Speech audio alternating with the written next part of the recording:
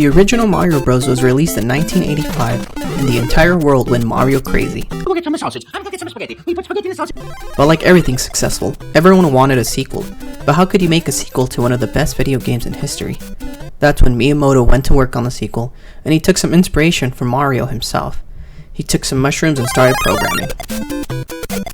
Just kidding. The actual story is that Nintendo already had a Super Mario Bros. 2 in Japan, and it was released on the disk system for the Famicom.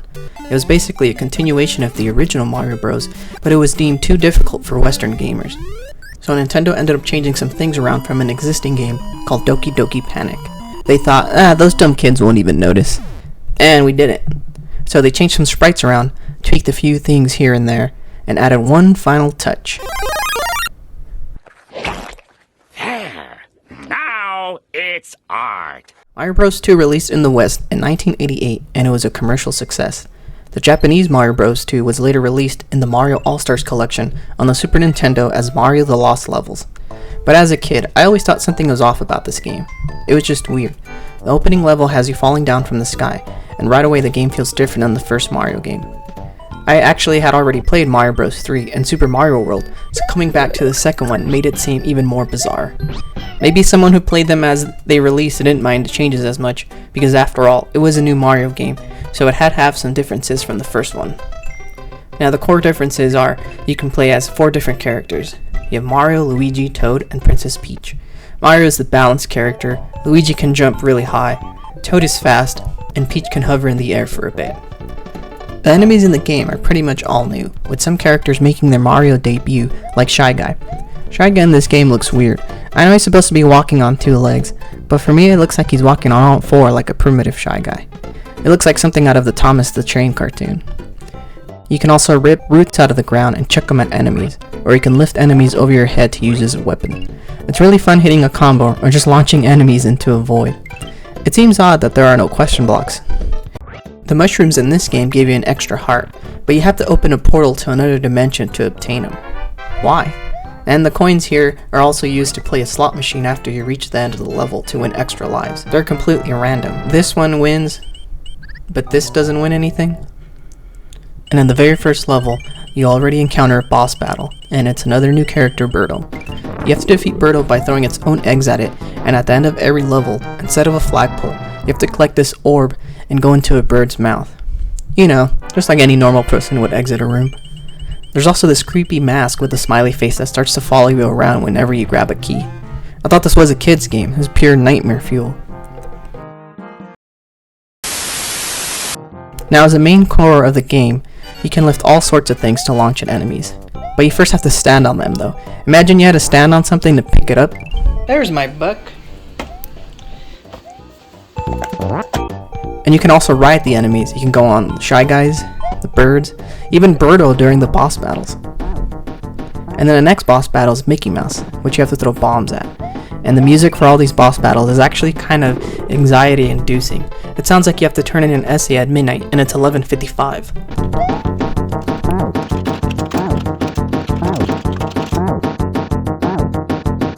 Now in terms of the actual gameplay, the controls are fine, but depending on the character, the game feels different.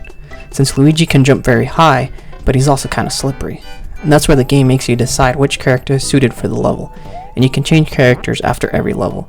It adds a challenge to the game, but most of the time I went with either Toad or Mario. Now I mentioned earlier that you can write enemies in the game, but towards the latter half of the game, I found myself having to rely on enemies to progress the game. In fact, sometimes I didn't know where to go until I realized I needed help from an enemy, and that's another big difference in the Mario game. There is no time limit, so the game itself feels kind of long sometimes, but it's due to the exploration feeling to the game.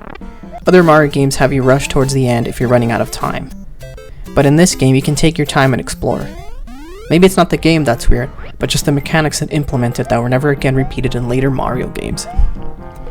There are 7 worlds in total, with 3 levels in each one except for the last world only having 2.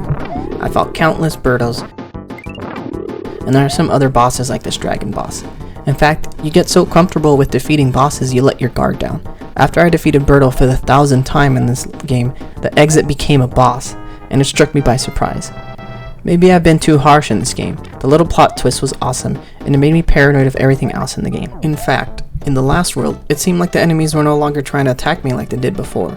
It was easier than the previous levels for some reason, and I sort of went with the flow and became another NPC. And again, I needed help from a bird to get me to the next stage. And the very last boss is in this dungeon with those creepy smiley faces. Maybe they were behind the whole thing. The last boss, which is named Wart, has a machine that produces vegetables. Why is this rock keeping the machine to itself and starving the creatures of this world? In fact, those bubbles that it throws out of its mouth look exactly like those clear orbs you obtain after the boss fight. Was I just picking up throw up this whole time? Of course, I get it now. Entering the bird's mouth, Mario was being eaten metaphorically, and this boss takes no damage when you throw the vegetable at it. It only suffers when its mouth is open, almost as if it's full, and the only way to hurt it is to force food into its mouth, but it's so full that it hurts itself.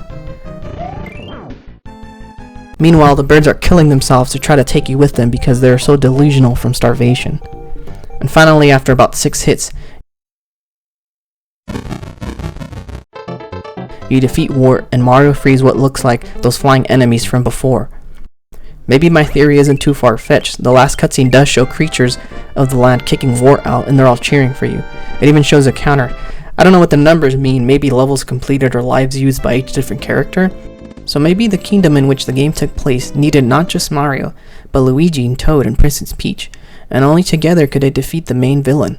And you as a player have to choose which character to use in which level. Does this game pose a philosophical question in that maybe you need to help enemies instead of harming them? Nope, it was just Mario's dream.